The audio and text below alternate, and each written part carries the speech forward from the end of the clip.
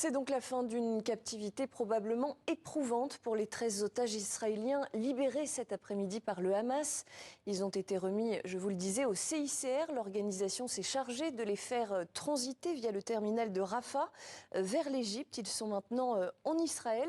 Israël qui s'apprête de son côté à libérer des prisonniers palestiniens. Fin de captivité en perspective pour eux également. Et avec nous pour en parler, trois invités. Francesca Albanese, vous êtes rapporteur spécial de l'ONU sur la situation dans les territoires palestiniens occupés. Yves Aubin de la Messusière, diplomate de carrière, ancien ambassadeur, ancien directeur Afrique du Nord et Moyen-Orient au Quai d'Orsay, le ministère des Affaires étrangères français. Et Slimane Zeguidour, éditorialiste à TV5 Monde. Ma première question est pour vous, Francesca Albanese. Comment d'abord est-ce que vous accueillez l'annonce de ces libérations d'otages d'une part et d'autre part l'annonce prochaine de libération de prisonniers palestiniens? Bonjour tout d'abord à vous toutes et tous. C'est sûrement une bonne nouvelle parmi un scénario qui a été terrible pendant plus que 40 jours. C'est bien sûr un développement positif que finalement les otages, une partie même minimale des otages puissent rentrer chez eux.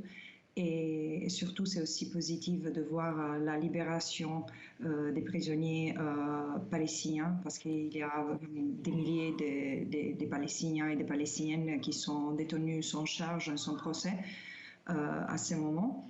Et c'est aussi une bonne nouvelle qu'il y a la rentrée de l'aide humanitaire qui a été suspendue au très restreint pendant longtemps. Mais malgré ça, c'est bien sûr pas suffisant parce que la catastrophe humanitaire est sous les yeux du monde entier.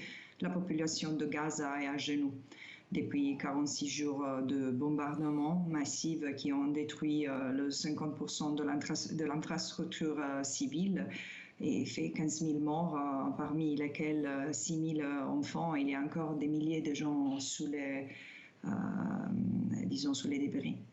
Effectivement, une situation humanitaire qui reste critique. Yves Aubin de la Messusière, cet échange d'otages, de prisonniers entre le Hamas et Israël, c'est la preuve qu'on peut négocier avec le Hamas, selon vous, le regard du diplomate que vous êtes? Oui, non, certainement. Les jours qui ont suivi cette tragédie là, qui subi les Israéliens, la frontière, dans des kibboutz que je connaissais parce que j'ai séjourné de nombreux mois en Israël, eh bien, dès quasiment le lendemain, je dis place à la diplomatie. Alors évidemment, ça n'a pas été bien accepté par certains.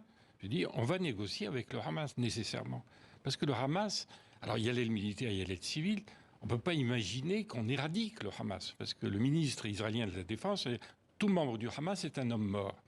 Alors le Hamas est donc très imprégné forcément et avec, disons, une dimension très autoritaire, sinon dictatoriale, dans les territoires de Gaza, mais très populaire dans les autres territoires. Et en Cisjordanie, notamment, ça paraît indécent, mais on a dansé, parce que c'est la première fois qu'une organisation qui s'autoproclame comme de résistance, et aussi les pays arabes la considèrent comme une organisation, et qui a commis, disons, des actes, effectivement, qu'on peut qualifier de terroristes à travers son aide militaire.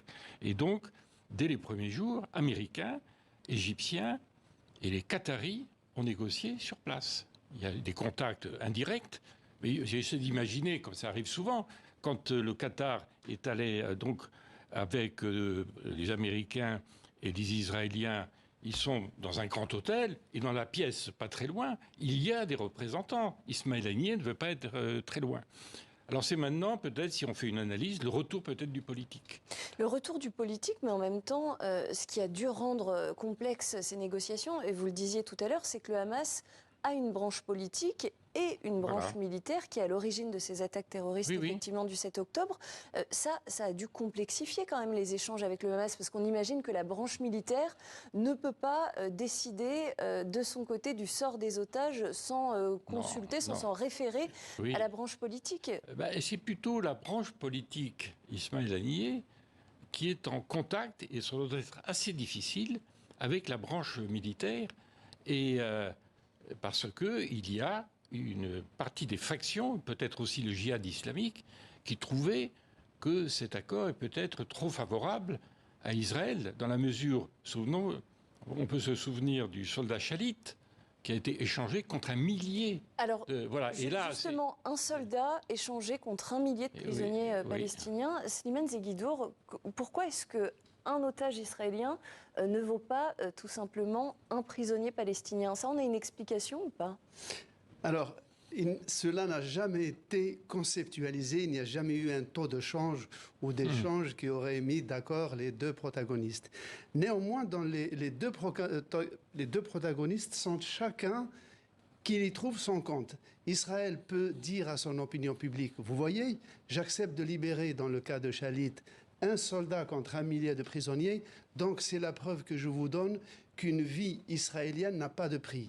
Le Hamas, de son côté, il dit, voilà, regardez, je me suis tellement soucié de la vie des Palestiniens que je suis en mesure d'en libérer 1000 contre un seul prisonnier. En fait, les deux leaderships, ils trouvent leur compte. Francesca Albanese, est-ce qu'on a des informations sur les conditions qui avaient été imposées par le Hamas, justement, lors de ces négociations avec le Qatar, l'Égypte et les États-Unis? Est-ce qu'il y avait des conditions particulières par rapport à la bande de Gaza? Désolée, je ne connais pas les conditions qui ont été posées parce que c'est quelque chose dont non, mais je n'ai pas d'informations. Par exemple, sur le plan humanitaire, est-ce que le Hamas a demandé, on sait par exemple qu'il y a plusieurs dizaines de camions qui doivent entrer quotidiennement dans la bande de Gaza. Est-ce qu'il y a, voilà, ils ont formulé des exigences par rapport au carburant, par rapport à la nourriture, à l'eau? Je ne peux pas vous dire. Alors, il y a deux choses séparées. Il y a ce qui sont les conditions qui le Hamas peut poser. Et c'est une chose, mais je sais que la condition humanitaire est gérée aussi par. Il y a des gens qui parlent de la condition humanitaire des Nations Unies ou la Croix-Rouge, parce qu'en fait, l'aide humanitaire ne doit jamais être conditionnée à des éléments de discussion politique. L'aide humanitaire doit rentrer et doit être permis pour donner secours aux blessés, aux malades, par exemple, et ça n'a été pas permis. Pendant 46 jours, Israël a empêché l'entrée de la plupart de l'aide humanitaire. Même l'aide humanitaire qui est rentrée n'était pas suffisant à garantir un minimum de nourriture, de services de base à la population qui, comme je l'ai dit, est à genoux.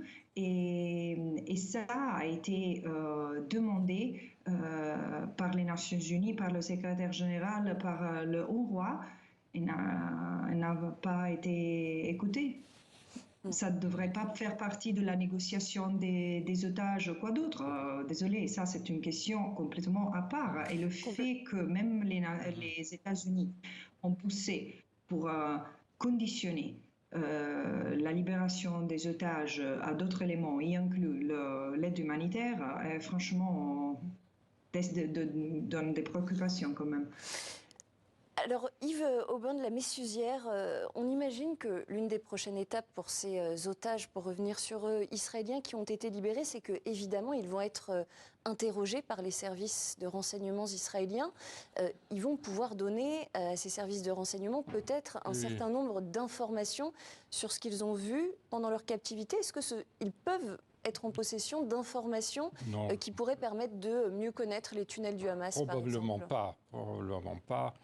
Parce que les Israéliens ont beaucoup d'informations par d'autres moyens, ça, il n'y a pas de doute. Mais ce que je voulais dire, c'est pour le Hamas, qu'on l'aime ou qu'on ne l'aime pas, c'est un succès tactique. C'est-à-dire, ce sont eux qui ont imposé, alors qu'Israël ne le voulait pas, une trêve. Et donc, ils distillent en quelque sorte un premier groupe d'otages qui ont été libérés, et puis il faudra analyser, ils font des choix de nationalité.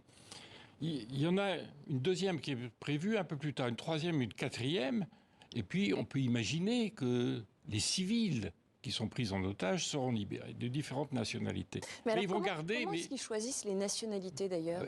Ils les choisissent eux-mêmes. Et puis, il y a aussi par des canaux de discussion.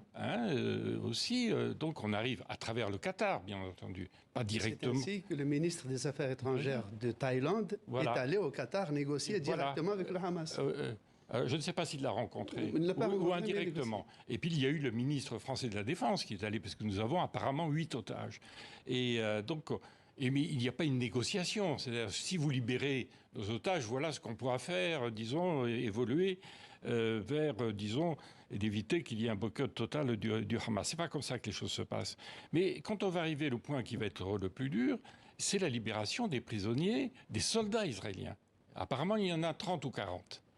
Et voilà, donc, au fur et à mesure de ces trêves, qui devraient déboucher, ça c'est la position du président de la République, M. Macron, et qui me semble être une logique, on va aller vers un cessez-le-feu. C'est-à-dire, ça va demander encore du temps.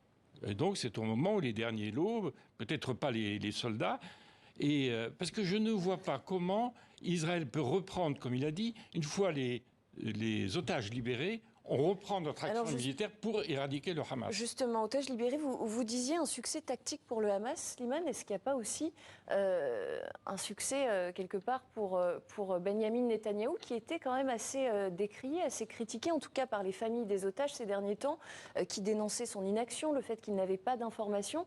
Ça peut être un succès pour Benyamin Netanyahou?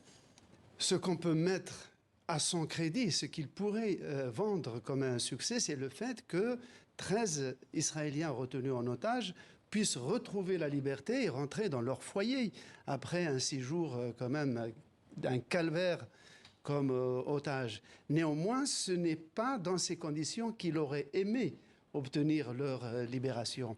Il l'a obtenu en étant contraint de négocier avec un Hamas qui n'a jamais qualifié autrement que d'organisation terroriste. Et dans la bouche, dans le jargon israélien, quand on décrit une entité de terroriste, ça veut dire que c'est une entité hors la loi avec laquelle le seul endroit où on peut la rencontrer, c'est le champ de bataille. Or là, et ce n'est d'ailleurs pas la première fois qu'Israël, par des intermédiaires égyptiens ou qatariens ou français ou allemands, peu importe, négocie avec le Hamas. Je veux dire, ce n'est pas du tout quelque chose d'inédit. Francesca Albanese, combien de Palestiniens aujourd'hui sont toujours emprisonnés en Israël ? Alors, c'est un peu difficile à l'établir parce que depuis le 7 octobre, il y a eu des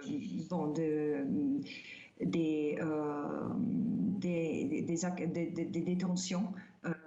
On dit qu'il y a 2000 autres. 2000 Palestiniens, plus que 2000 Palestiniens qui ont été arrêtés seulement depuis le 7 octobre. Et il y avait déjà 5000 Palestiniens emprisonnés, parmi lesquels 1200 sans aucune charge et sans aucun procès. Mais il faut aussi dire que les procès dont on parle sont des procès militaires parce qu'il n'y a que de la loi martiale et la justice militaire pour les Palestiniens sous occupation israélienne, sauf les exceptions de contrôle municipal que l'autorité palestinienne garde dans la Cisjordanie. Voilà. Et il y a beaucoup d'enfants et de femmes, et la situation de toutes les façons la situation de détention est très grave, était déjà reportée grave avant le 7 octobre, et on a aussi reçu pas mal de plaintes d'abus graves envers les prisonniers et même des cas de torture qui ont été infligés aux gens en détention. De fait, Francesca Albanese, cet accord, est-ce qu'il, par son caractère quand même inédit, est-ce qu'il suscite de l'espoir dans les territoires palestiniens du côté des familles, effectivement, qui ont des proches palestiniens qui sont détenus en Israël? Est-ce qu'ils ont l'espoir de nouvelles libérations dans les prochaines semaines, les prochains mois? Mon sentiment est que la situation est tellement désespérée à ce moment parmi les Palestiniens que je n'imagine pas il y a vraiment la possibilité d'utiliser le mot joie.